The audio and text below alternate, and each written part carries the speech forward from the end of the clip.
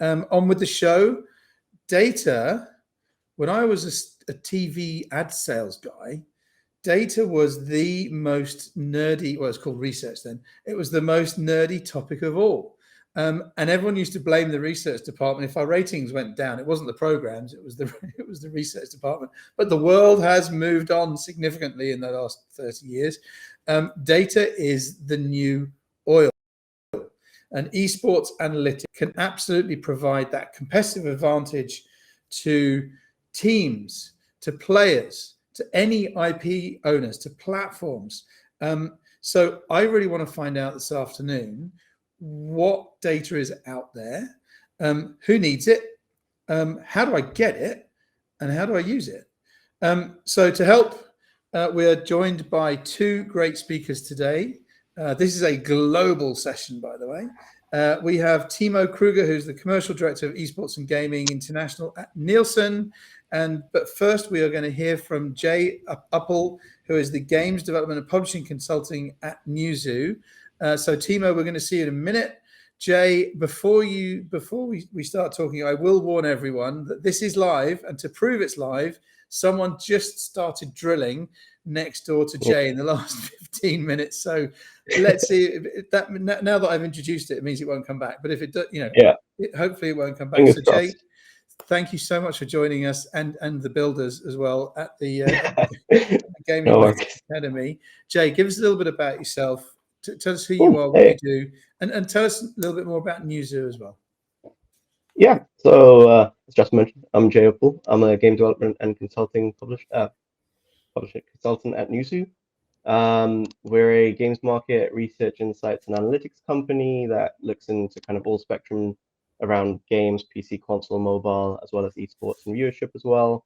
Our kind of products range from multiple different things, from our platform to our consumer insights research division, and obviously consulting, which marries all of our solutions to come up with bespoke solutions for game developers, companies, investors looking to understand the space, and really give them insight into how the industry operates, where it's going, where the opportunities are, and how they can kind of use data, as Jesper mentioned, to really build up both, the game side, but then also a brand that's looking to get in as well. So it's quite a wide spectrum there. In terms of my personal background, before Newzoo specifically, I actually used to work in an indie publisher called Halo Studios, where I was the data and marketing lead for them. And before that, I also did UA marketing for mobile game companies. So quite a wide spectrum around games for me. Fantastic. Well, we've invited you today to set the scene, to really show people more about how big is the market, who are the gamers, and what have you. So you've got a presentation for us. So I'm going to disappear into the back room. Over to you and the builders. Thanks. Okay, so let's dive straight in then. So just a quick word on Newzoo, I think. So I briefly mentioned kind of our services anyways, but just go over them again. The key offerings include our platform, which specializes in gathering all the data from PC, console, mobile to esports and live viewership metrics. The consumer insights, which focuses on the research aspect and bringing about surveys around the world for gamers, and that's where a lot of our information comes, and you'll see some of the reports information in the presentation to follow. And consulting, where I lie, which essentially marries all of our solutions to provide insights at a strategic level for anyone from investors to game devs and publishers looking to understand the industry or where they might be able to go with games. So diving into the numbers behind it all, this year we're actually predicting that the games market will be worth over 200 billion USD in revenues. That's up from 192 last year.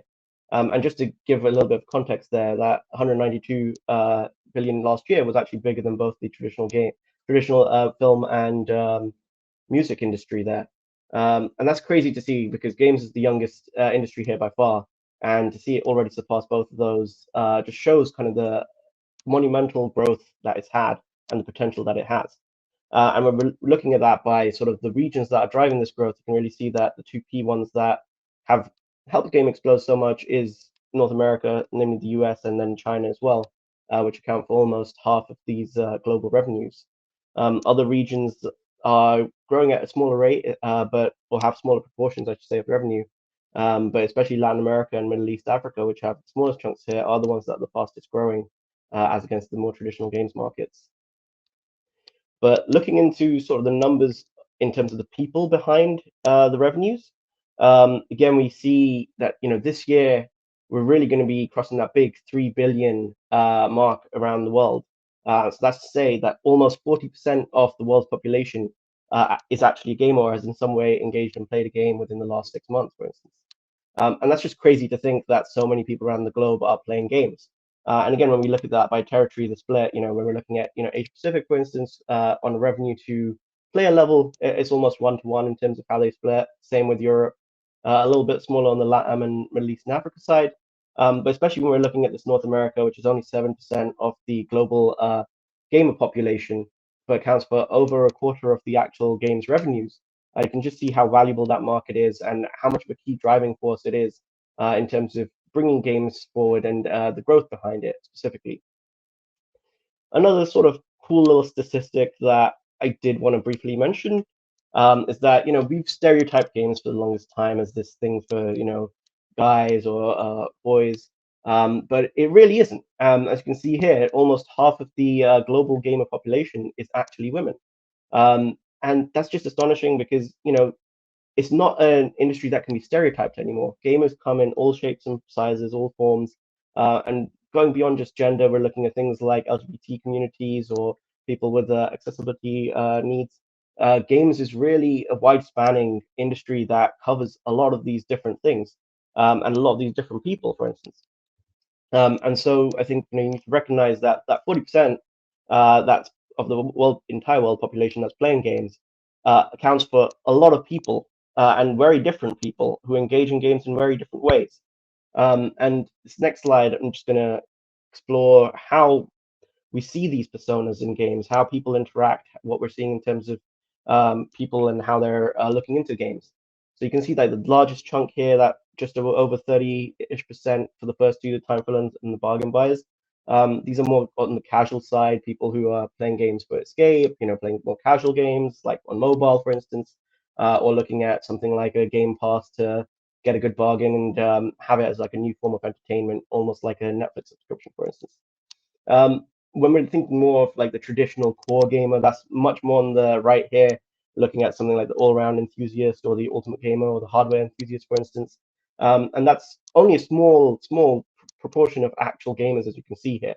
The vast majority play or experience games in many different ways, with some even just enjoying the community element of it or looking to engage with gaming through viewership by watching their favorite streamers and watching esports, for instance. So there's a lot of different ways that people who play games and engage with games actually interact with the industry, and there's different ways to reach them and different games that will work for these people as well. And I think that's just important to realize that it is such a broad audience. And just to round us off really quickly, I'm going to dive into a couple of the biggest trends that we're seeing in games specifically. So over the past 2 years, we've seen a lot of challenges in the industry. The growth that's experienced has been phenomenal, but that's something nobody expected, and that has presented a lot of different challenges, especially when we're looking at the future now. A lot of these challenges were more so on the PC console side. Mobile did grow quite substantially over that period, but when we're looking at PC console, these games are often much harder to develop and take a longer development time.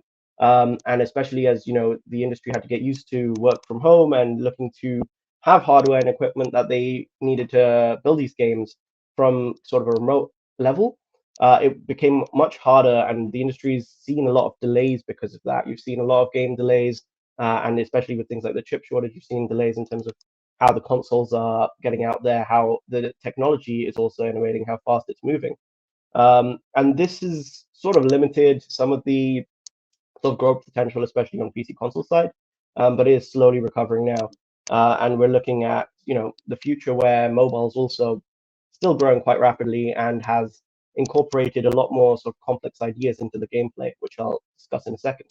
One of the big things when we're thinking about mobile, and this happened, I think, just about 2 years ago. So that was the Apple's new IDFA policy. Prior to that, advertisers who were advertising for mobile games were able to track player behavior across all devices, see how they were engaging with games, how they were playing different mobile games, and what their behaviors were. This would, let you target these games more specifically to get people who would monetize more easily into your game, whether it's through ad or in-app purchases, for instance. But the removal of this really meant that mobile companies especially had a harder time of getting in players that would have the same value proposition as they were used to and would monetize as well as they had in the past. To sort of combat this, a lot of publishers have looked at sort of hybridizing their monetization strategies by innovating on the ad side, for instance, introducing audio mob or as an audio ad, or ad in mo, which does sort of background ads in games to provide sort of um, less intrusive ad experiences that will still help them monetize but won't really impact the gamer themselves. Or looking to build more core games as mobile's also grown in terms of the hardware and the technology that is capable of producing, to bring about key franchises like COD Mobile, for instance, or Valorant onto mobile, where people can play more competitively and play games that previously were not really allowed to be on these kind of platforms because of how the tech limitations of it. Another big thing that I think we've all heard about in the last year, especially, mostly maybe because of Facebook rebranding the Meta. But yes, the metaverse, the trend of the metaverse has started.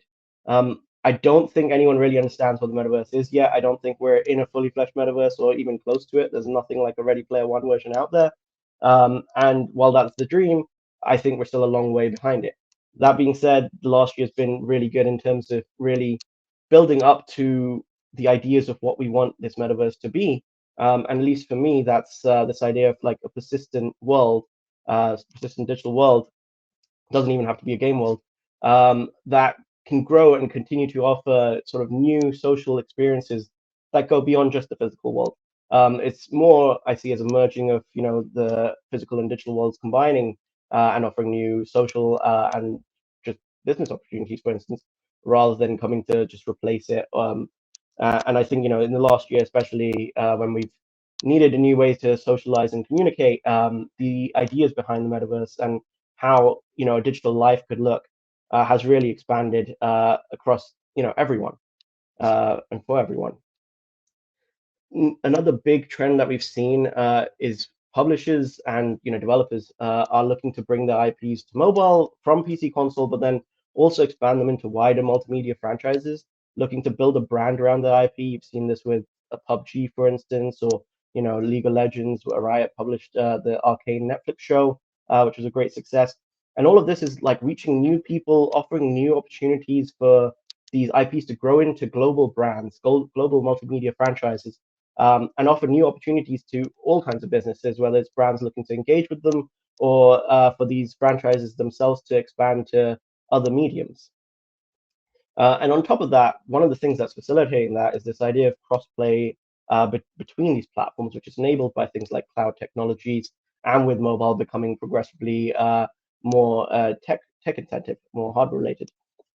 The fact that we're at a point where you can design games at mobile which are complex enough to hold different monetization strategies, and with cloud being able to just play any game on any screen, just with a good connection, for instance, the potential to sort of expand that audience and allow people to engage with gaming in different ways where they don't have this hardware requirement anymore, they don't have that initial cost requirement for it, just opens up a lot more new avenues to expand gaming and expand the way that people play games and interact with them as well.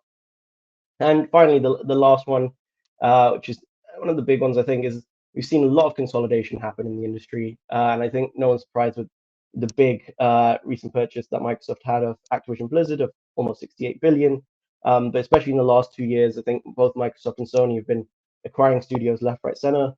Same with Netflix, which is also looking to crack into games. We're seeing a lot more consolidation happen in the industry, and I don't think that's going to slow down. There's already rumors that Sony's looking to purchase Square Enix, for instance. And the industry is continuing to go down that trend, especially as a lot of the bigger providers look to expand, to bring in more IPs, bring in more value propositions for their subscription services, for instance, or to expand their IPs into global franchises. So we're seeing a lot more acquisition-driven investment in the industry, going from this idea of consolidating these IPs and bringing about sort of bigger opportunities for all of these brands and franchises. That was it for me. I hope it was all interesting to you, and thank you for listening. If there was anything that you did want to follow up on, if there was anything of interest there, please feel free to connect with me, and we can take it from there. Thank you.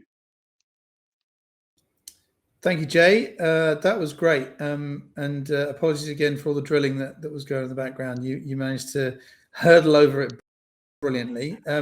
So, Jay, what's going to happen now? You're going to get whisked into a back room where there hopefully isn't any drilling.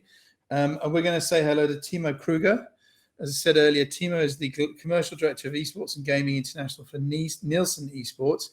Timo, how are you? Where are you in the world today? And what does that title mean? And tell us a little bit more about Nielsen Esports. Jesper, good morning from Germany. I'm based in Cologne, Germany, and nice being connected with you all the way to Singapore. Usually I'm working from here, and the company Nielsen I'm working for is pretty much all over the world. We have offices in the US, everywhere in Asia, also Europe, even in Africa. So we are everywhere. I think right now when we talk about Nielsen Media, we have over 20,000 people working. And within that, we have a sports and entertainment business where we have around, let's say, 1,500 people working. And within the sports and entertainment business, there's the smaller esports and gaming team where I'm working as a commercial director, esports and gaming. Sounds complicated in the end. I'm driving all our esports efforts strategy around esports and gaming in all markets in the world outside the US. So that's what I'm doing. And super happy to talk to you today and to Jay later, and maybe sharing a little bit of our view or Nielsen view on things around esports and gaming and why we see it as a very, very important point of the entire entertainment industry. Fantastic. Well, Timo, so Jay set the scene with some very large numbers. Now you're going to talk to us a little bit more about how data is applied for success. So over to you and your presentation. Cool. Thank you. Cool. Yeah, today I just thought it might make sense to share a little bit our view. So navigating today's media or even entertainment challenges from a Nielsen perspective. And we can go one slide further and dive into that directly. Key question, I think, why is data important, and especially in gaming? And we can jump into the next slide. I think that's pretty much why we are there, why Nielsen has a relevance in this whole set. So what we are seeing in this presentation is more about a very overall view on things. Today's media landscape or entertainment landscape is more complex than ever. One slide further, please. Why is that so? We are seeing so much more things happening than a couple of years ago. And from my point of view, and that's also like when I talk to kids, grandnephews and so on, it's really special what's happening. When I remember when I was taking my internet cable to my parents' room and I was asking, hey, can I join or can I have internet for 5 minutes, please? And then they couldn't call or use the phone. That was the times where I grew up, which was really special. Nowadays, I think kids or young people who grow up now, they have access to Netflix, they can use Amazon Prime, and they really decide when they want to consume and when they want to watch specific contents. So what I want to just say is audience are in control like never before. On top of that, content is exploding. We have so much, like nowadays we can enter all the music we want to see or want to hear or listen to. We can see everything on Netflix, on Amazon Prime, sports is on DAZN. We have Disney Plus, Twitch is unlimited and for free, YouTube is for free and unlimited. So there are so many things, but from a consumer perspective, we are seeing audiences are diversing and splintering. So it's really hard to follow these people because in the 1 second they are on YouTube, next day they are using Twitch, and then maybe older people using TV. And that makes it really interesting or really challenging for brands to understand where the target group or the relevant people actually are. What I'm learning right now, also getting in contact with my colleagues in Asia, is we have a huge amount of platforms. Yeah, I'm just talking about the typical US ones like Disney Plus or Twitch or YouTube. But I think there's so much more, especially when we look into China with platforms like Huya and Douyu, there is so much more content available now for free, where influencers and content creators creating new content pieces for us, which is, I think, a new thing. This wasn't there like a couple of years ago. And on top of that, I think gaming esports is very relevant, and this content is mostly free. So like for example, from our clients' perspective, which are mostly brands, they have the need to understand what is really happening. Is it like, do they need to engage with influencers? Do they need to engage or need to understand gaming and esports where the content is free? Or do they have to make traditional advertising on DAZN or any TV local channel? So that's where we are at the moment. And this is pretty much my introduction to the topic I want to talk to you today. So if we go one slide further, I want to show you a little bit about what we have available or what sort of data is relevant. And it's not because that's what we have access to. This is pretty much what our clients are expecting from us to deliver. We can go one slide further. The key message here from my side is global, regional, and local data is needed. And I just want to share here a couple of points what Nielsen is providing and what our clients are requesting from us. So first of all, of course, Nielsen is born as Jasper mentioned in his introduction, TV measurement company. So for sure, it's about audience data. So we have the ability to track TV channels and audience numbers from pretty much all TV channels from all over the world, and can provide these numbers to our clients. So there's a lot happening around that, everything regarding TV. But we also understand that TV is not everything, especially with the younger audience who are spending their time on Twitch, on YouTube, on Facebook, and so on. I mentioned that I'm part of the sport and entertainment business unit at Nielsen, where we also look really into sponsorship data. And we all know that, especially for esports teams, for example, or companies like ESL, sponsorship is a really key revenue driver. So we want to help them to understand how valuable is a sponsorship in the end. So does it really help to increase brand awareness? Does a sponsorship lead actually to more sales? So data around that is available as well. And we have to really do interviews with people, with the consumers from all over the world to get these insights. And the last point here, media data, of course. I think a world without social media, nobody can think about anymore. But there's also data we can track pretty much everywhere. The next slide then gives you a little bit more insights from a sports entertainment view on things. On the right side, you see an overview of our syndicated valuation. And you see the big leagues, which are, by the way, all our clients. Why? Because they have a need to understand what's happening in terms of audience numbers and so on. And we also see at the bottom esports events we are tracking all over the time. And why is that needed? So, for example, you are a brand X, a global brand, and you have to spend your marketing budget for specific sponsorships. You really want to understand who's the target group, who are the people who are actually following Tour de France, DreamHack Masters in Stockholm, or even the NFL. So they really want to understand where they can invest their money in the right way. And for that, we have this data available. We are tracking that nonstop pretty much all over the year. And we are trying to enhance this data, the viewership data, with demographics and our experts' insights, because these people work on that on a daily basis and understand the differences. We also are able to do the benchmarks, and this is sometimes really interesting because brands have to make the decision. Do I do classical TV advertising with a channel in Germany, or do I spend my money to push my Asian marketing efforts around esports, for example, for League of Legends? And for that, benchmark is needed. We can go one slide further.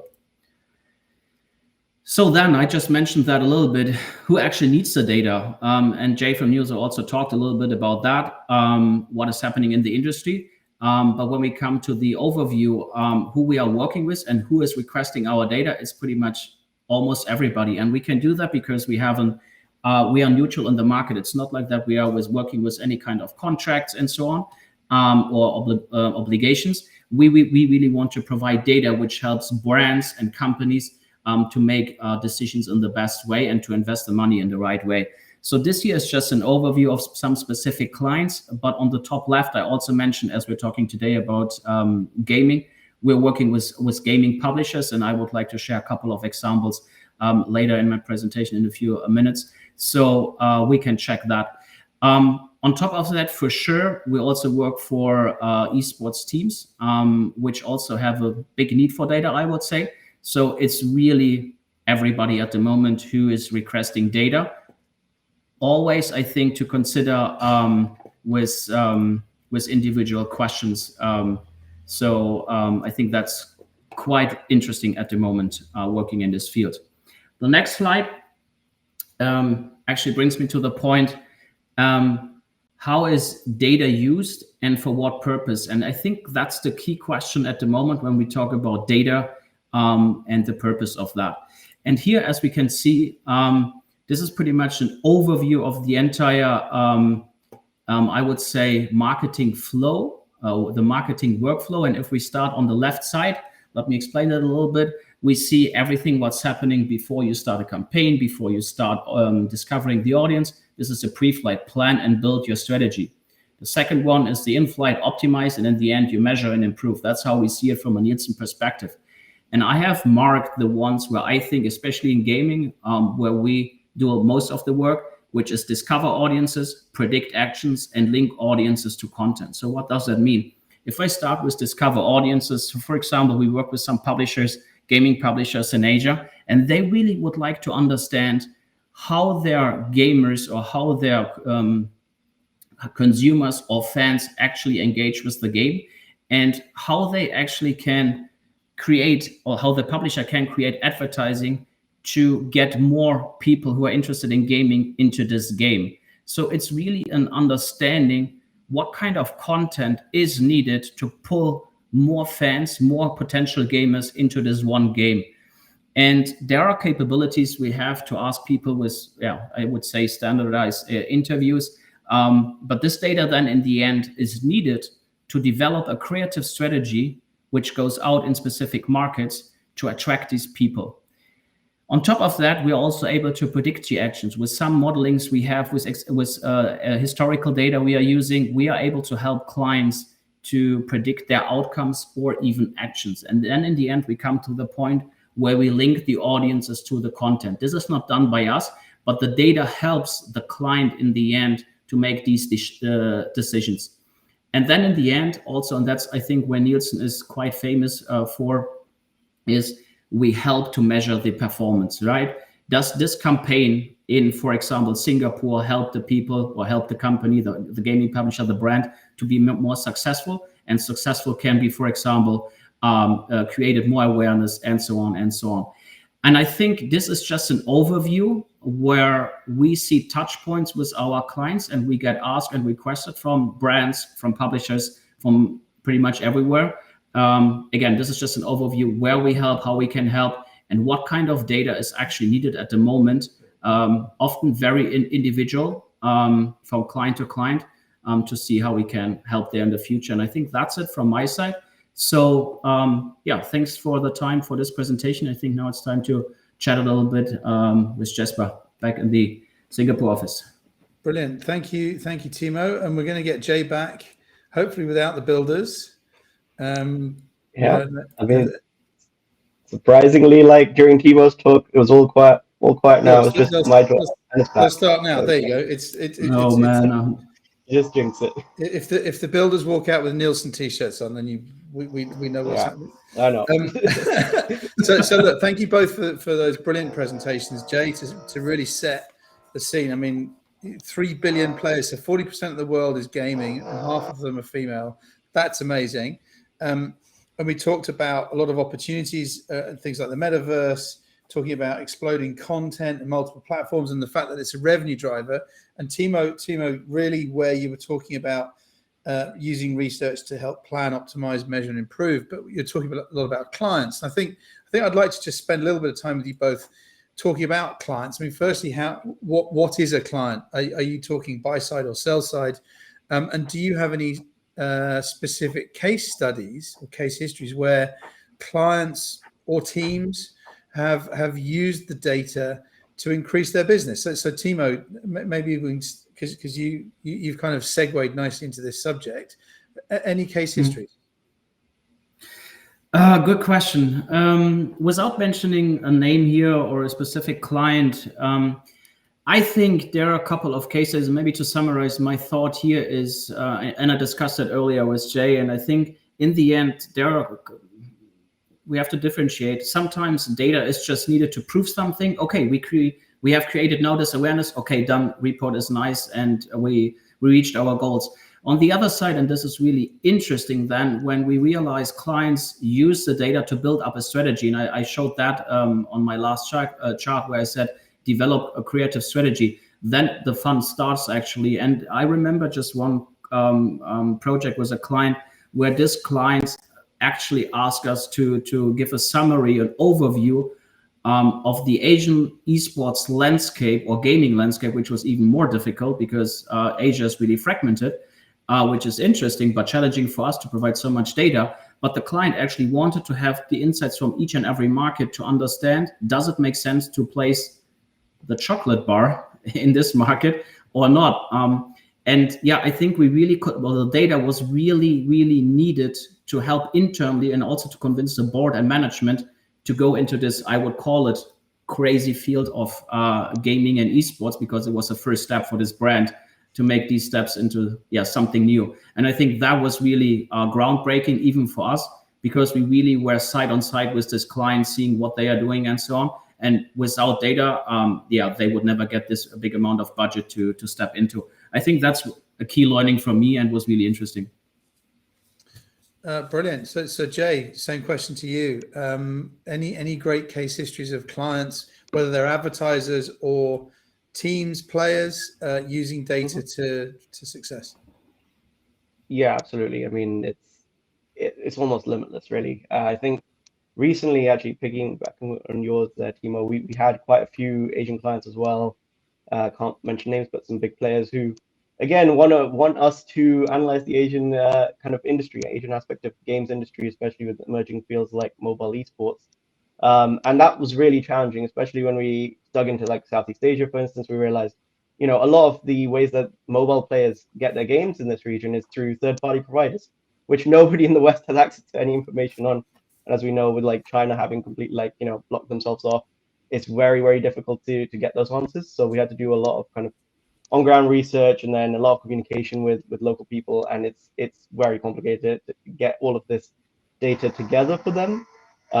So definitely a lot of challenges there, but it's also super interesting to see how different parts of the world play. That against, we did projects for America for both investors, publishers, looking for anything from like a game concept where they just want to understand the market. How can they position, how can a brand get positioned into a game, for instance?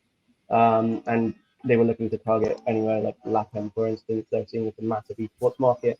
How do they sponsor the brands there? How do they look into that? Is gaming big behind the esports, or what's driving the growth? So a lot of numbers behind these things to come together to inform their strategy, inform how they go about it, especially with upcoming trends like Web3. We had a big sort of play to earn sort of component in a recent study where they're just looking at, is this really viable? Is this something players are going to invest in? And what's the difference between, say, like North America and South America, and how players adopt play to earn, and why they're different willingness, why different audiences have different like willingness to adopt these new sorts of ideas and new concepts in how they engage with the gaming communities. So yeah, kind of a broad spectrum on pretty much everything. This industry is really just innovating day by day. It just continuously presents new opportunities and challenges for us to explore with brands and publishers. Fantastic. So with the successful implementation of data, Timo, what are the common rookie errors that you can see teams or players or clients can make when using or analyzing data? It's interesting. I've seen a couple of interesting things. I mean, you mentioned in your introduction, like data is always nerdy, and that's right. It was. But I mean, like it's also quite interesting. What I personally think sometimes is wrong everywhere. If it's on LinkedIn or if it's just in sales pitches and so on. If sometimes like data points or specific insights are used in a way where you don't understand where this number is coming from, or if you don't understand the details behind it. Because I can tell you, okay, when we talk about the interest of soccer in Germany is 90%. Okay, that's a number, but what does it mean? Is it is that based on man or woman or kids, or like, the details are missing. And I think often there are a lot of people who want to describe the gaming industry or want to talk about an esports team, and these numbers are just thrown in the market and they circulate in the market. And sometimes I think, hey, just add a note to avoid any troubles later, right? Because if you describe what you just want to say, or you want to use that number, then at least give the information or the details behind it. Because in the end, I think if you're especially working with brands, if you use data, totally fine, good, and you need data, but explain the details behind it, because it can be interpreted in a totally wrong way, and then you get into trouble. And that's what I see very often when people get too excited about big numbers, what we often see in esports. So from my nerdy Nielsen point of view, I would say add a couple of notes or details around it, and then you're safe. Fantastic. Jay, same question. Where are the rookie errors being made? Yeah, no, I mean, I agree with Timo. It's a lot about how the data is used. Data itself, if you just have, raw data, it's not going to help you. You need someone to be able to put that together, to interpret it, to really build the story around it, and to be able to explain and back this story. And I think that's what I see, at least when I'm working with a lot of publishers, brands, everyone who's coming in and just like, okay, so, we have the numbers. That's it, right? That's what we need. And it's no, you need somebody who can actually build that story, be able to tell you, what does this mean? And that's the biggest sort of pitfall that I see when people initially start to get into data or look at it. It's like they have this misconception that, oh, I have numbers, that's the whole story. And it's really being able to understand beyond the numbers, being able to get the sort of qualitative analysis on top of that, in terms of how do these numbers inform what the trends are, what the industry is saying, and what the actual story behind it is. So all of that, I think, is one of the core things that whenever you're looking at data, you should just have in mind that the number isn't the end, it's just the beginning.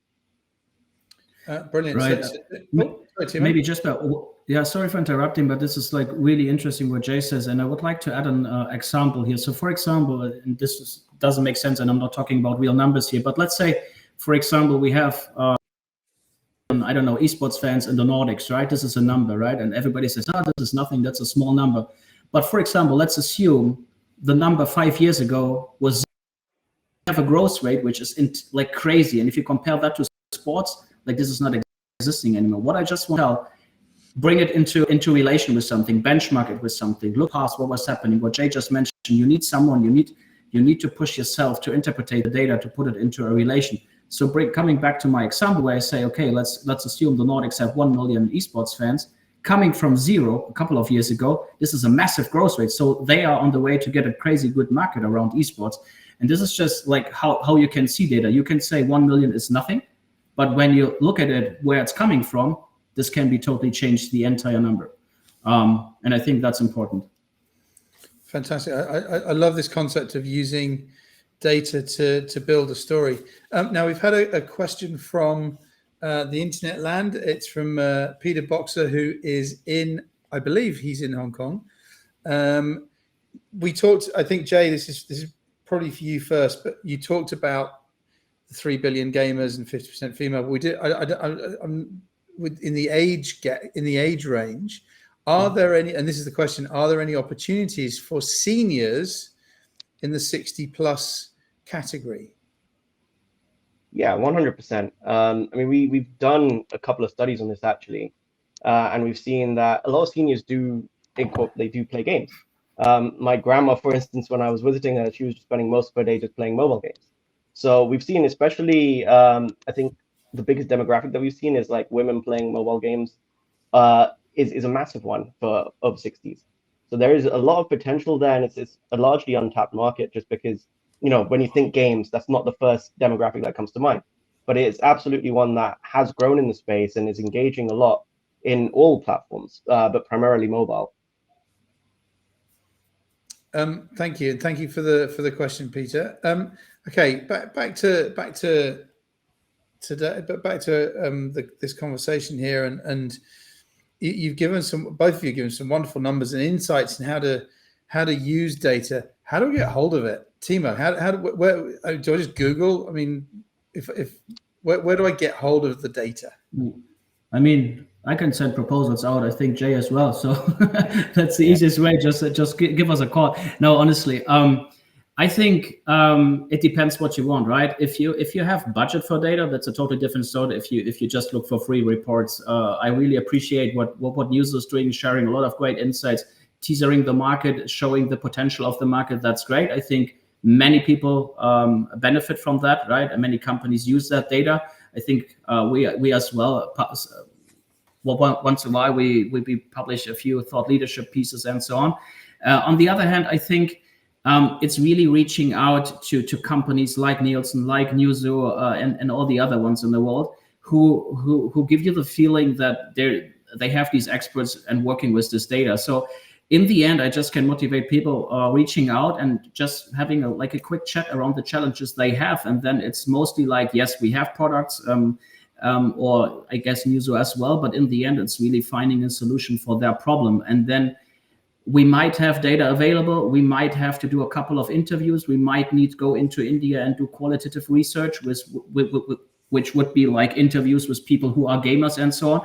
So I think there's no limit. And in the end, it's mostly I would like to understand what the other side, the potential client or client, has for challenges. And then it's our job, it's Nielsen's job to translate that into a solution, or again, data to provide data which is already available.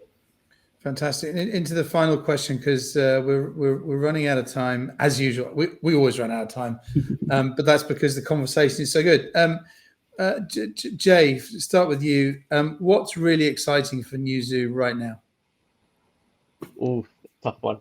I mean, the industry, like I mentioned, we're changing every day here. And a couple of the trends that I mentioned, at least for me personally, I'm super excited about for, the metaverse, and especially like VR, AR. We're seeing a lot of push with, both Meta and Apple bringing out the AR headset and trying to make a big push there. I know it's been a bit of a gimmick in the past, but I think we're starting to see a bit more in terms of use cases there. And especially the development of the metaverse and essentially it becoming like a new form of social media or social coexistence in a way. The fact that these digital and physical worlds are more intertwined now than ever before, and how that's gonna, I think, really shape the future. And I mean, especially if you look at young generations that are accessing the internet, accessing all of this cool new stuff, it's gonna be where the future of how we communicate, how we behave is really built. So those are like the two big things for me that I'm super excited about, and I think we've just seen in the industry just expand so much in the last year or two. Brilliant. And final word, Timo, what's really exciting for Nielsen right now? First of all, I copy and I echo what Jay said. That's true, all of them. But what I think right now is really, really interesting to see, esports gaming and working in this field. It's so global. If it's an event, what's broadcasted on Twitch, it's global. Publishers acting global. You sometimes talk to a person in the US, but the headquarters is in Hong Kong or somewhere in China. So you really need to act as a global company to make things happen. And why I'm saying that is, or what's interesting about it is, I think this is how the future is built. Like, gaming is so global, there are no barriers, even if we have in the world some barriers or borders. But like, I think esports and gaming is not accepting any borders. It feels like it, and that makes it really interesting, challenging, but super interesting to work on. And I'm pretty sure, for example, I'm really interested to see how sports and the other entertainment business is adapting to that, because right now it's crazy. From a positive view of things. Fantastic. So, and today's global too. We are live on Twitch, global. So look, thank you to both of you, Timo and Jace. Two great presentations, some great insights, and I have to say it, some great data that you've shared with us. Again, we talked about the crazy growth of gaming globally and the size of that market, that wonderful 3 billion number, the new era of mobile games, more complex games coming out. The consolidation isn't stopping or slowing. The content's exploding. There's multiple platforms, but the content is free. Now, that's not so much for the data conversation, but for commercialization conversations, the internet is mostly free, and that's something that a lot of content owners have to understand. Using data to help you plan, optimize, measure, and improve. Again, I said it before, I said it again, is using data. I love this concept of using data to build a story, but having to explain the details behind that story and benchmarking the numbers is very important. But I think the best insight I got out of this, and I'll be the novice here, but the numbers are not the end, but they're the beginning. And that's fantastic. So Timo and Jay, thank you once again from Nielsen and Newzoo. Thank you so much for joining the Gaming Masters Academy from all the way from Germany and I think London. Have a brilliant day. Thank you so much.